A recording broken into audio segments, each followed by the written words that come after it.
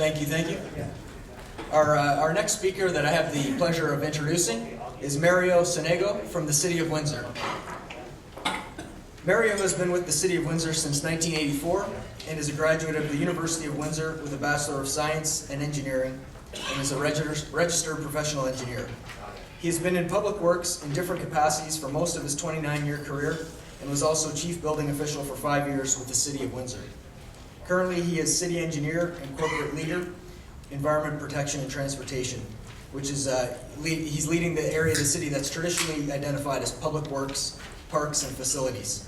It's my pleasure to welcome back Mario. He joined us at our last flood symposium a few years ago, and we look forward to your presentation. Thank you.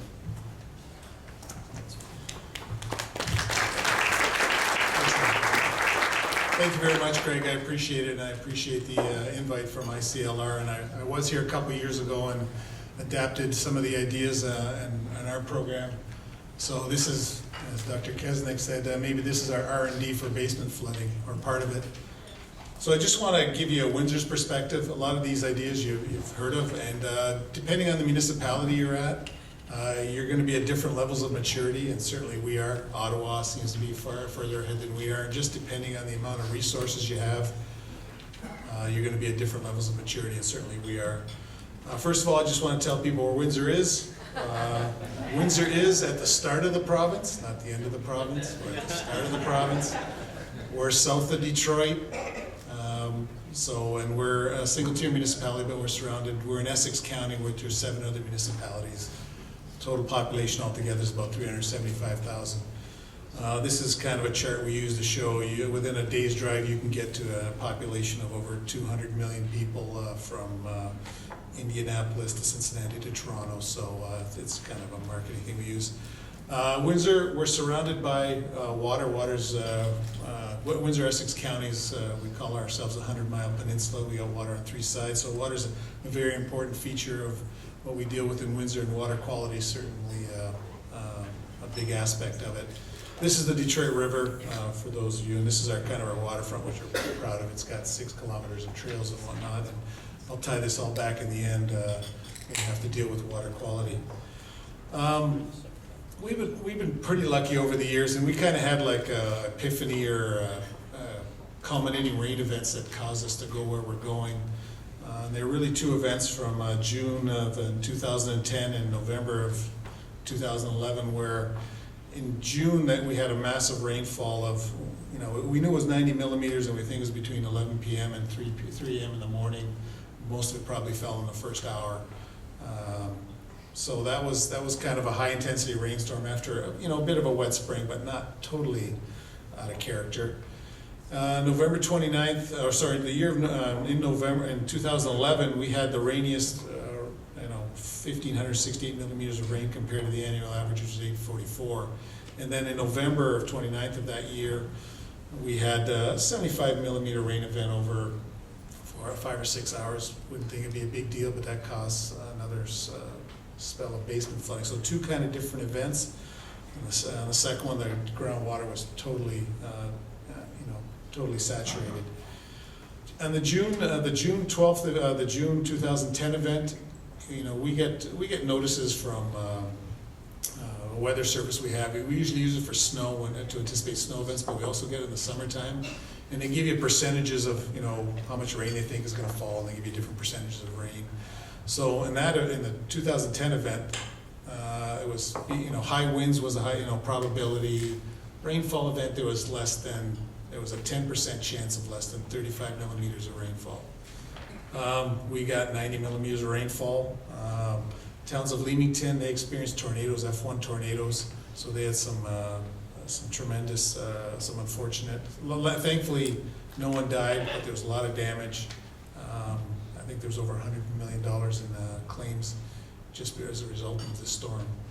So 2 different rain events, and even if you're anticipating and you get warnings and you think you know what's coming, you just don't know. These microsystems, or whatever you want to call them, certainly are part of climate change, and I'm sure everyone's experienced it from what we've seen this last summer or in the last few years. So in the June 2010 event, we have a 301 system where people can call in and say, we've got our basement flooding. So we record it and we map it. So we have, the technology is getting better where we can map these things. So we had 2,300 basements of flood. And that's what people have called in, right? And we know that not everyone will call in. I think I heard during the last session, someone said 4 or 5 times more people call their insurance companies and won't call the city or won't say anything.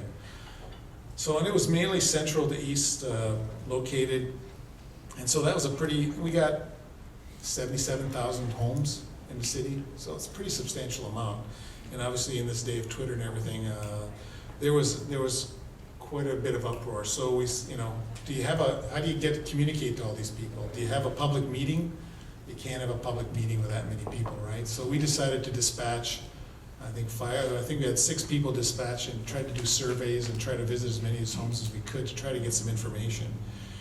And we got almost 1,300 surveys submitted, and some of the information we got that 50% of the homes had downspouts connected still. 5% had the power go out, so you can explain some of those. But most of it came up through the floor drain. So it's from our sanitary combined system. So that's kind of what we suspected, we wanted to know, and that's pretty good, considering it happened in the middle of the night. So our biggest problem in Windsor this is from our pollution control plant. We've got immense amounts of stormwater getting into our sanitary system, which is causing a large part of the problem. And this chart just goes to show that after the rain event, it took 2 days for the levels in the treatment plant to get down to basically what they were before the storm. And it took another day before it gets down to normal levels when the water comes out of the ground, or kind of normal conditions we call them. So that's our biggest problem. How do we, on one hand, our cost per liter of treatment is low, but it's a disguise because we got so much water getting into our sanitary system. So that's our major problem. Many of you have had floods. You'll see this is the aftermath. It's not a pretty picture. We had special garbage pickups, and in June 2010 we had 450 tons of garbage picked up extra. So, we were pretty liberal, and usually, like most municipalities, we want you to bundle in certain packages and certain sizes, but we were pretty liberal and got good cooperation from our people who pick up the waste to do this. So I think many of you have lived through it. It's not pleasant. People still there's lots of press coverage, and people still look at us and say, what are you going to do about it? What's the solution? It's your fault. People still look to municipalities for the answer. I think some people have a understanding of climate change, that things are changing, but we're not there yet with all the education we've been doing and all the things we've been putting out there. So there was pressure on some things to happen. Here's kind of a summary of our sewer infrastructure. We still got a considerable amount of combined sewers that for years we've been going away at a little bit at a time. We have an annual capital program about $10 to $15 million each year, but you can only do so much at a time. But that's traditionally what we've been doing, trying to eliminate the combined sewers because this was a large part of the problems. We still got aging infrastructure. City of Windsor's, it's a settlement area, and being near the river, we got brick sewers. They're masterpieces. They've been built in the early 1900s. They still work. We still have them. So we've got aging infrastructure, much like many municipalities in here. I don't think that's any different than any municipality of our vintage. We've got a lot of cross connections and mixed connections, and some of it we created ourselves. In the 80s, we eliminated septic tanks. We had a large area, and we installed sanitary sewers, and the provincial government gave us some funding. And so there was subsidy for people to install, but what we did is we provided the sanitary sewer connection, but then everyone just hooked everything, their foundation drains and their floor drains, into the sanitary connection. We didn't make people break out and separate their system inside the house. We just thought, at that time, the decision was, that's way too much money, we can't make people do that. So that's kind of contributed to the problem, much less the older systems. Here's typical cross connection on the left side. That's what we'd like to see, right? It's beautifully separated, fantastic. On the right side, here's your best drawing I could find, kind of showing cross connection, everything going into the one connection out, right? And when you put backwater valves in, you got to be careful that some of these connections into your floor drain, you don't know if you catch them all, that going into your floor drain, right? Because if you put a backwater valve in there, you could flood yourself out. Your backwater valve engages, and then you've got these foundation drains leading and hitting up against the back of the valve. So greater pressure wins, and if it doesn't open, you could get it on either side. So that's a concern to us, and we've got lots of older homes, lots of wartime homes in our municipality. In fact, we got streets built in the 60s and 70s where there's a storm in a sanitary sewer and people are only connected to the sanitary with the entire system. The building code didn't dissuade you from, or encourage, it allowed you to put both into the sanitary system. So that's a big problem. So how do you deal with it? I mean, you look at just to separate our sewer system and to build our, we call priority one storm relief sewers, that could be up to $900 million, and $20 million or $10 million a year, $50 million a year. It's going to take you forever. What do you do? So you got, what can you do in the short term to try to, after these rain events, people, the mayor or the council will come to you and say, what's the solution? What can we do? So, as you develop every year, you develop capital budgets, you try to come up with a program. So this is the debate everyone has, right? What do you do? At source measures or large projects? And the dollar difference is quite substantial. I mean, I wish I could tell you there's some instant or magic solutions. I think you've kind of heard that today. There's no instant or magic. You gotta kind of approach both. So I said we're at different levels. I know other municipalities have had different programs. So during the 2012 budget and 2011 budget, 2012 we allocated $4 million towards kind of a 7-point program I'll talk about, which for us that's a substantial amount of money. In 2011, after the 2010 event, I remember going to council and making a presentation on the causes and whatnot, and we implemented a basement flooding subsidy protection program, which I'll get into. And we allocate $500,000 a year, which has been very well subscribed and very well attended. So here's the basis of our program. We encourage people to install backwater valves, sump pumps, and then if you do both, we give you a break to do both.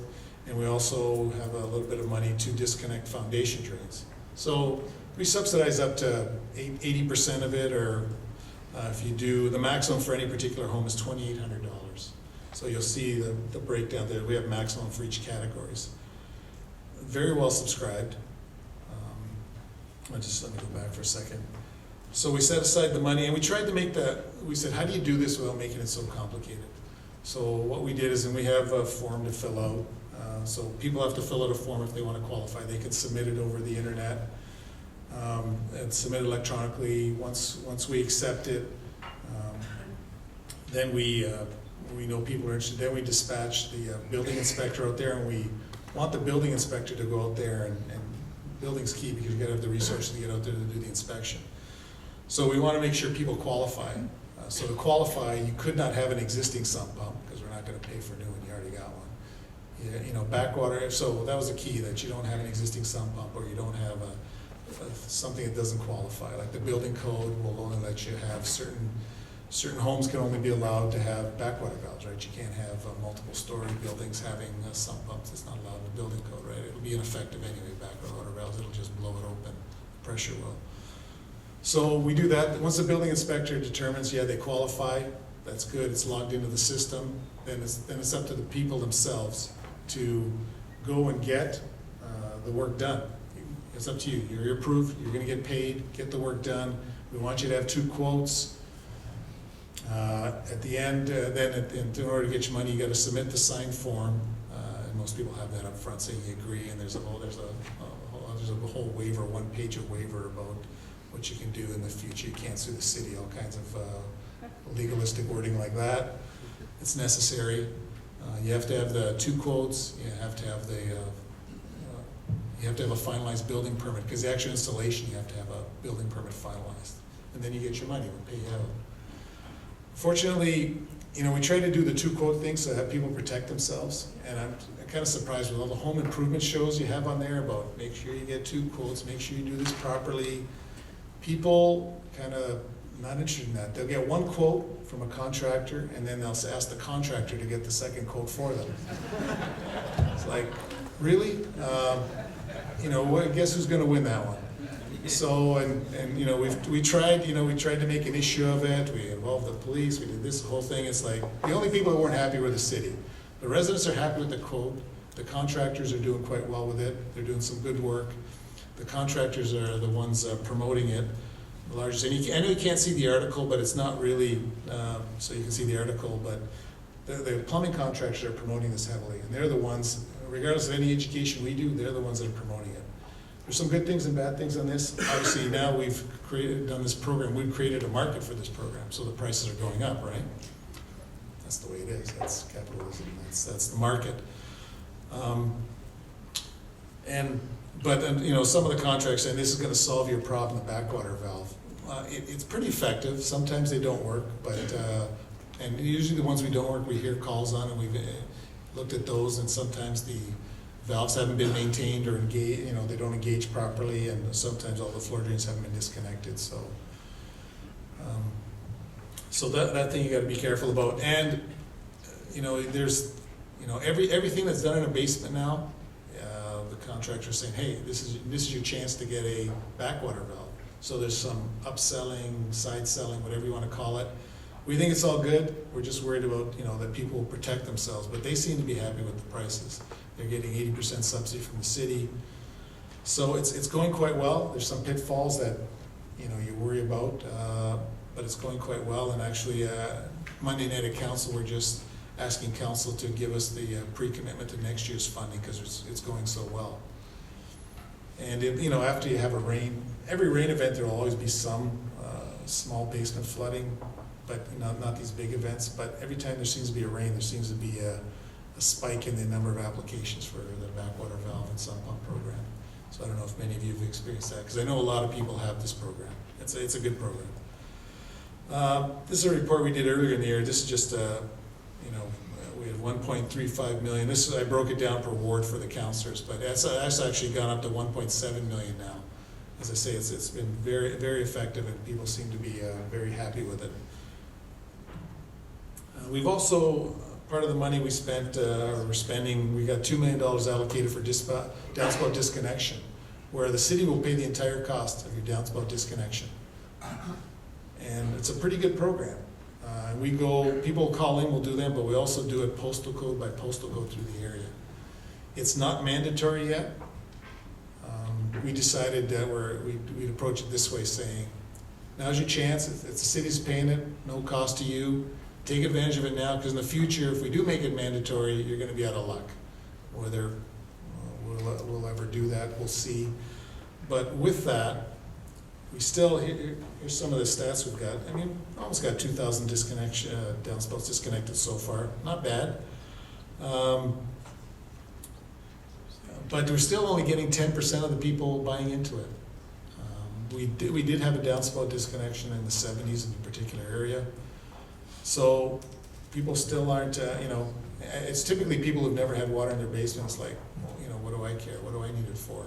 So education's still got to go a long way. It's kind of like the roads in the subdivision where, now you're going to pond water in the road where we never had it before. It's the same type of thing, right? People don't want it. So that's been our experience. Whether we'll make it mandatory, that's a big step, but we want to get through all parts of the city. The other thing was on the backwater valve program, we wanted to make it for just those areas where effective. We thought we'd pilot it first. Council said no, make it citywide. So ours is citywide. We don't have particular areas at risk.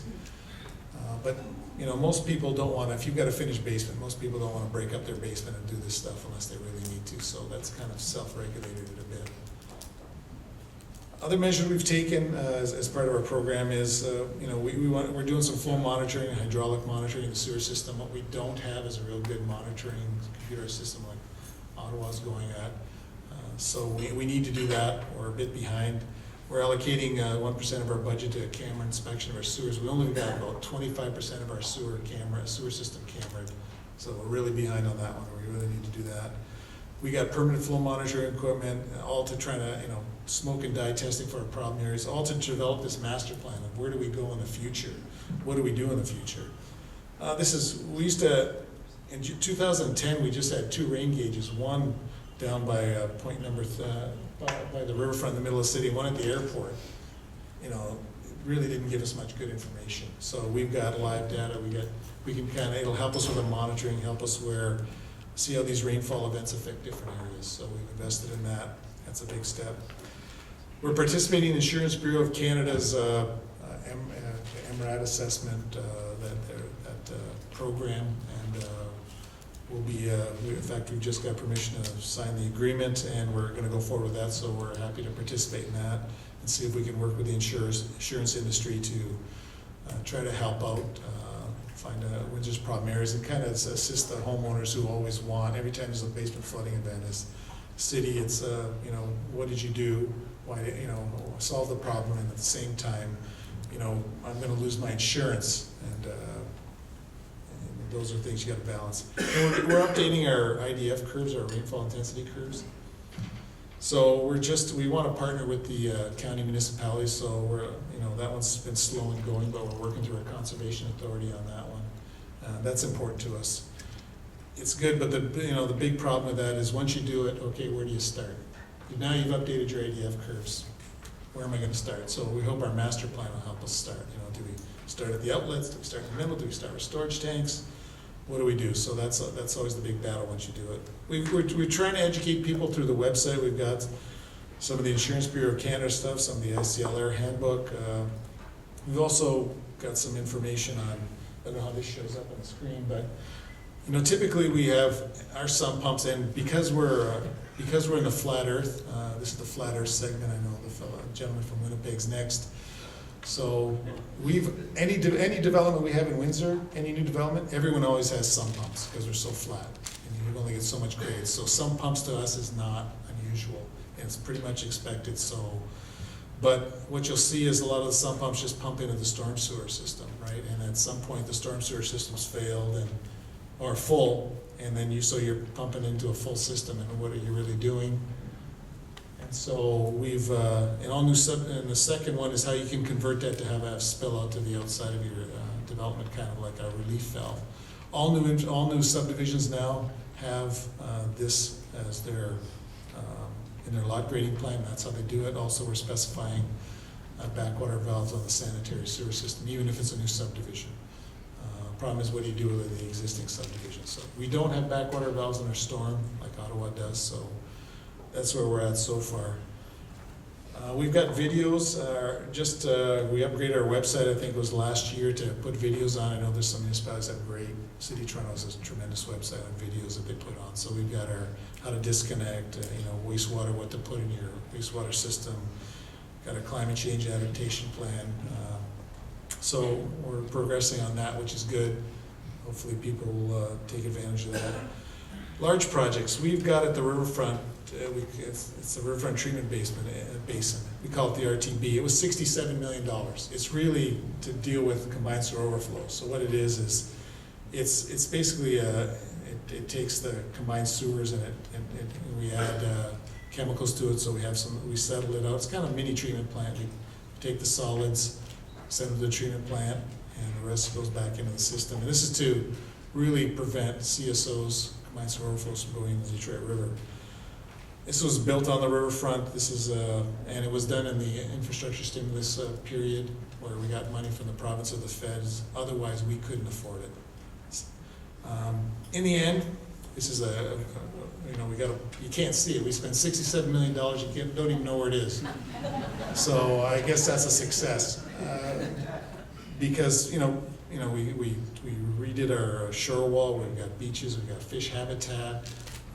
So it's good. It is basically water quality, but it does have some impact to basement flooding. But it's basically water quality initiative. So we're quite proud of it. But that's the thing with these major projects is it takes so much money to do them, and the resources to do them, municipalities struggle with. And so at source, just one back. So the big question is, do you spend money on water quality, or do you spend money on basement flooding? Both health issues of a different magnitude. Well, the answer is both, but what are the resources you have to do it, and how much funds you need to do it? So, we found the at-source solution to be pretty good. If it's very well subscribed, we'll see what the results are. We're doing other things to deal with the major sewer system and infrastructure. So we're going forward on it, and so far it's been pretty good, but we'll see when the next spate of rainstorms how well we're doing. But it's going to be something we're going to struggle with to deal with for quite a few years. With that, I'd like to thank ICLR for the invitation. I'll be glad to take some questions.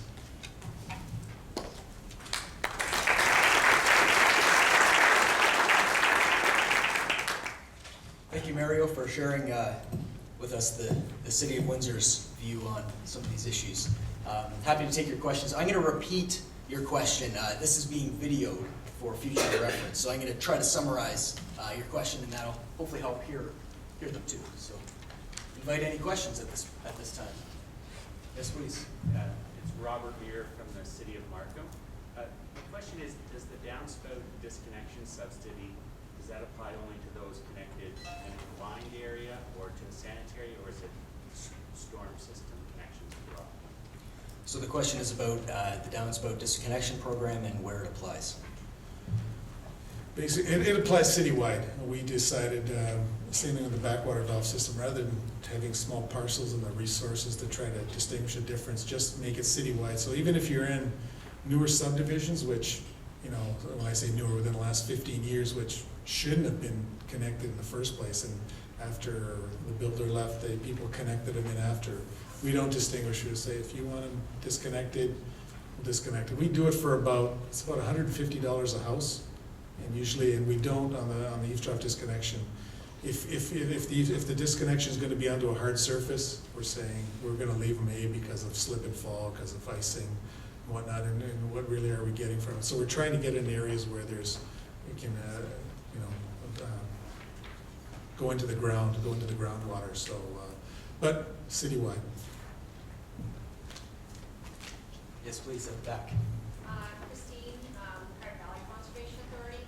You mentioned that the disconnect project was about 10% uptake, but that the backwater and sump pump initiative was really good uptake. What was the uptake roughly? Well, from the backwater valve program, we've got about 1,500 homes that are on the list currently. We got about 1,000 that are we've subsidized. So out of 77,000 homes, you can kind of do the math there. But we found that it's we set aside a certain amount of money because I know in different municipalities, the backwater valve program, there wasn't that much uptake from it in different. I think in the last couple of years I've attended some of those and they weren't there, and some of the reasons were it won't happen to me again. I don't want to break up my basement, but the contractors are doing a great job of promoting it, and anytime there's any work done into a basement, they're promoting it, and so we're finding money we set aside for them is being spent, so we consider that a success. Whereas eavesdrop disconnection, we've got all these funds for it. We got $2 million set aside, and we're trying to find ways to spend $2 million, and people just don't seem to be buying into that program as much.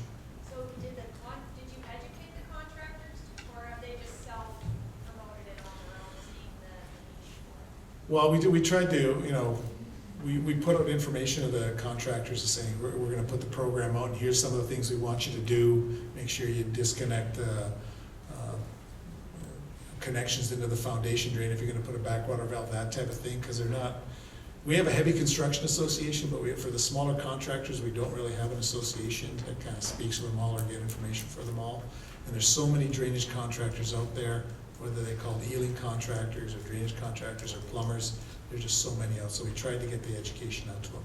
But they've taken it upon themselves, seen the opportunity, and are really marketing it. Hopefully they're doing more education than selling. Well, they're doing a lot of selling, but hopefully they're doing some education. I think they are, because we know the backwater valves do work because of what people tell us.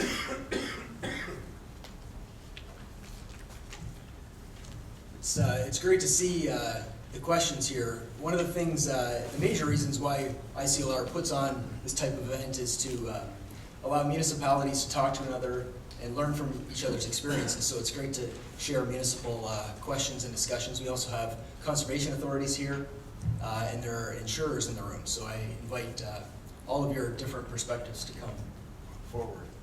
Do we have any other questions for Mary?